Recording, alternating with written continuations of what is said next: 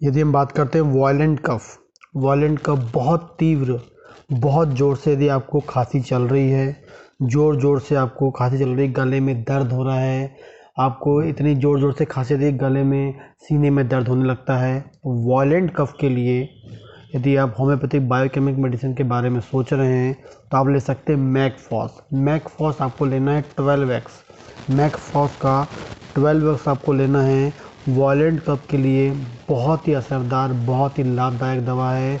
यदि इस वॉयलेंट कफ में इस मैकफॉस को यदि आप गुनगुने पानी में डाल के लेते हैं, 4 गोली सुबह, 4 गोली दोपहर, 4 गोली शाम, या दिन में 4 बार भी ले सकते हैं, गुनगुने पानी में डाल के आप लेंगे डिज़ोल्व करके, तो बहुत अधिक लाभ आपको मिलेगा। वॉयलेंट कफ आपका जो है हमेशा के लिए ठीक हो सकता है।